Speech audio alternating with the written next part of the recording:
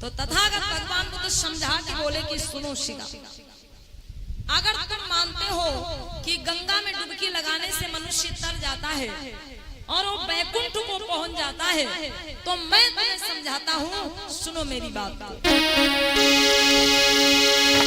तारेंगे वही जिनके हृदय पंच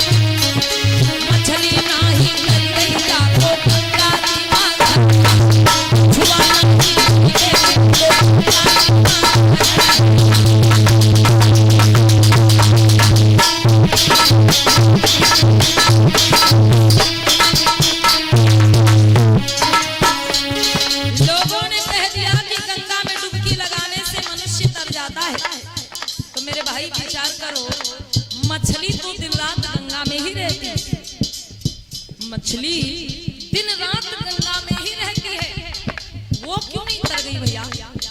जो वर्ष में साल में एक बार गंगा में डुबकी लगाने से यदि मनुष्य तर जाता है, तो मछली तो दिन रात गंगा में ही पड़ी रहती है, उसको तो जिंदा ही भैया जीते जी बैकुंठ पहुंच जाना चाहिए। ऐसा क्यों नहीं हुआ वो आज तक? कहना है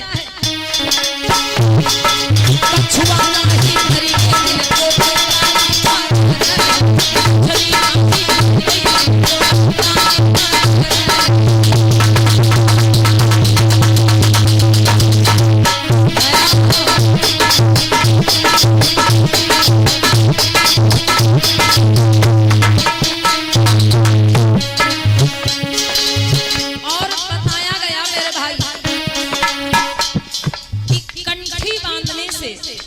ईश्वर की प्राप्ति हो जाती है। लोगों ने क्या बता दिया कि कंठी बांधने से भगवान की प्राप्ति होती, ईश्वर की प्राप्ति होती। अब आप विचार करिए मेरे भाई कि यदि छोटी सी लकड़ी बांध लेने से ईश्वर की प्राप्ति हो जाती, लेकिन एक बात ये समझ में नहीं आती बंधुओं कि हमारे समाज में बहुत से महापुरुषों ने जिन चीजों का विरोध किया, आज उन्हीं महापुरुषों के अनुयायी वैसा ही कार्य कर रहे हैं जिन चीजों का हमारे महापुरुष विरोध करते हैं। संत कबीर जी की बाड़ी में मिलता है कि कंठी बांधे हरि मिले तो मैं बांधू कुंदा। ये हम नहीं करे भैया, कबीर जी ने कहा कि कंठी बांधे हरि मिले तो मैं बांधू कुंदा। मतलब छोटी सी लकड़ी बांधने से अगर भगवान मिल जाता तो मैं बहुत बड़ा लकड़ी का गट्ठर अपने गले में लटका लेता। ये कबीर जी ने कहा कंठी बांधे हरि मिले तो मैं बांधू कुंदा। लेकिन आज कबीर जी के अनुयायी ही सबसे ज्यादा कंठी पहन के चलते। मेरे बंधुओं विचार करिएगा, कहना है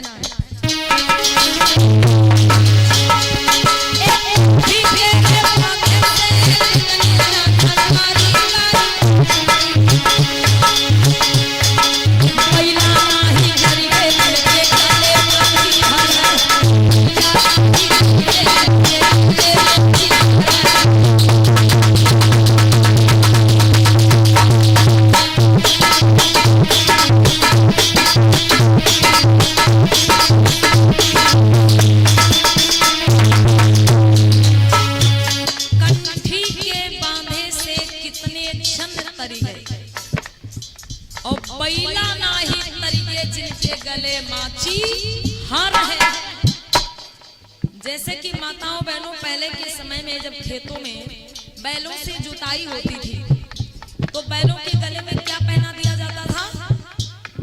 लकड़ी की माच, जिसे कहीं कहीं जुआ भी कहते हैं। तो विचार करना यह है कि जब मनुष्य छोटी सी लकड़ी पहनता है वो तर जाता है, तो बैल तो भैया बहुत बड़ी लकड़ी पहन के घूमता है, तो बैल क्यों नहीं तर गया? उसको तो जीते जी बैकुंठ पहुंच जाना चाहिए था, उसको तो साक्षात भगवान के दर्शन हो जाने चाहिए थे। कहना है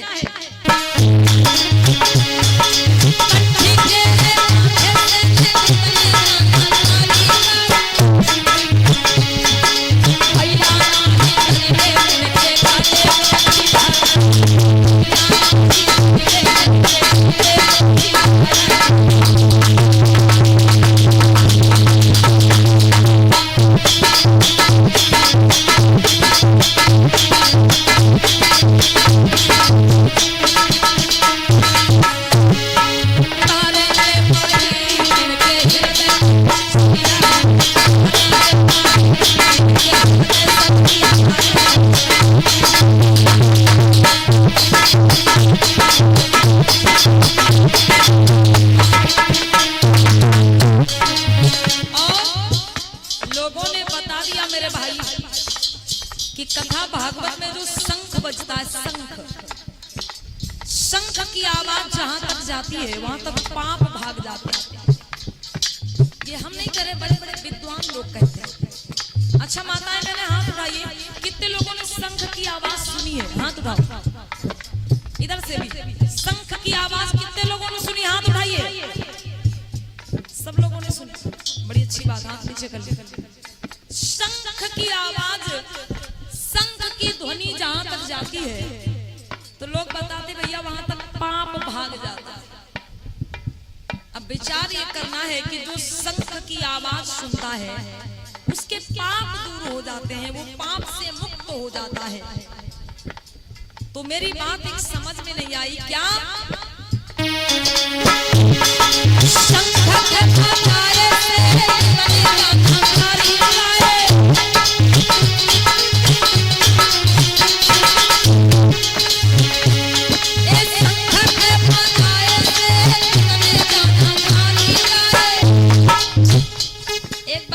दीजिए, इसमें कितने लोगों ने गधे की आवाज सुनी? गधे की आवाज कितने लोगों ने सुनी? हाथ उठाओ। हाँ, अच्छा ये बच्चे लोग सबसे ज्यादा सुने हैं। ठीक है, तो सुनिएगा। कहना है जो लोग बताते हैं कि शंख की आवाज जहां तक जाती है वहां तक पाप भाग जाता है। जो शंख की आवाज प्रतिदिन सुनता है वो पाप से मुक्त हो जाता है, ये लोग कहते हैं मेरे भाई। तो मेरा कहना है क्या?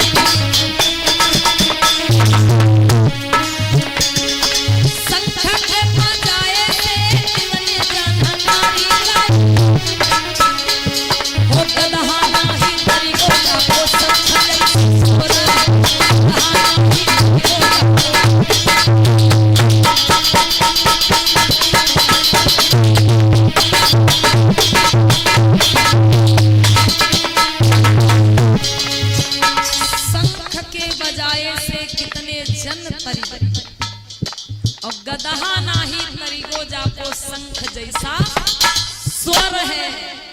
मेरी माताओं बहनों, शंख की वो गधे की जो आवाज होती है ना, वो एकदम शंख के ही जैसी होती है।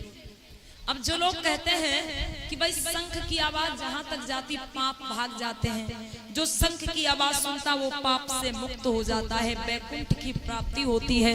तो मेरे भैया गधा तो दिन प्रतिदिन हमेशा रोज ही शंख की आवाज सुन रहा है, क्योंकि उसकी तो आवाजें स्वयं की, उसकी आवाजें शंख के जैसी। तो वो कहाँ तर गया अम्मा बहनों? बेचारा दिन रात बोझ होता रहता है, कभी सुकून की जिंदगी नहीं मिलती उसे। कहना है क्या?